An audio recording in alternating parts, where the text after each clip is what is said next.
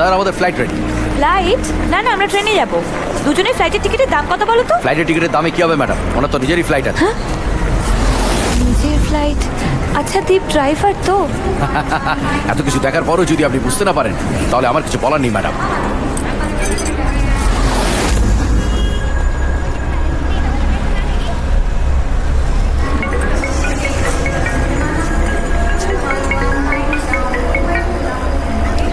Sir, ওরা সবাই এসে গেছে কোচি করে।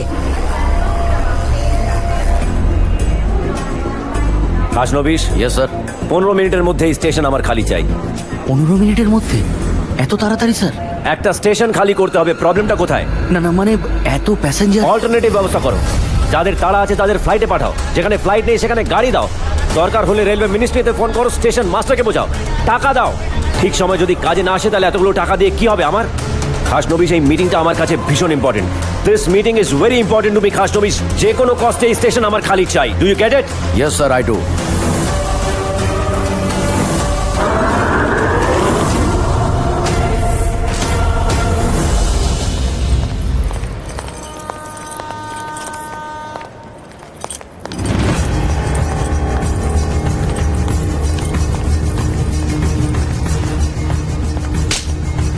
বেঈমান, আমার খেয়ে আমার পরে আমাকেই পেছন থেকে ছুরি মারছিস। ভিক্ষে চাইতে চাইতে তোর হাত আজ এত বড় হয়েছে যে আমারই ফ্যামিলির মেয়ের দিকে হাত বাড়াচ্ছিস। আর তুই, তোকে ছোটবেলা থেকে আদর দিয়ে যত্ন দিয়ে বড় করবার এই পরিণাম একটা ড্রাইভারের সাথে তুই পালিয়ে যাচ্ছিস। ঠিক, ওর হাতটা ছাড়, ওর হাতটা ছাড়, ওর হাতটা ছাড়, ছাড়। ভালো করে দেখুন স্যার, হাতটা আমি ধরিনি। আমার মুখে মুখে তর্ক করছিস, তোকে আজ আমি শেষ করে দেবো।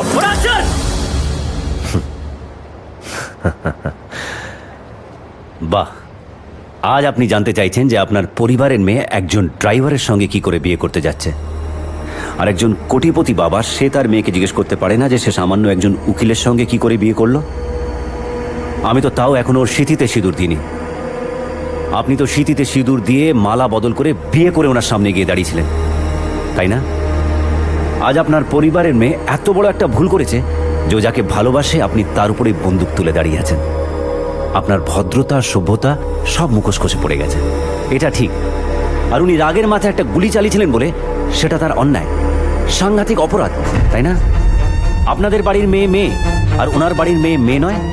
আপনাদের ভালোবাসা ভালোবাসা আর ওনার ভালোবাসা অভিনয়, নাটক। আপনি আপনাদের মেয়েকে কোলে পিঠে করে মানুষ করেছেন আর উনি সারা জীবন শুধু অহংকার নিয়েই ছিলেন। কে তুই? এত কথা তুই কোত্থেকে জানলি? কে তুই? যে বয়স্ক মানুষটা 25 বছর ধরে নিজের একটা ভুলের প্রায়শ্চিত্ত করতে করতে আজ মৃত্যুর সঙ্গে লড়াই করছে, সেই অশোক দেব বর্মনের নাতি আমি। আজ আপনাদের সমস্ত পরিবার যার সিদ্ধান্তের উপরে কোনো কথা বলতে পারে না, সেই মধুজা ব্যানার্জির ভাইপো আমি, আদিত্য দেব বর্মন।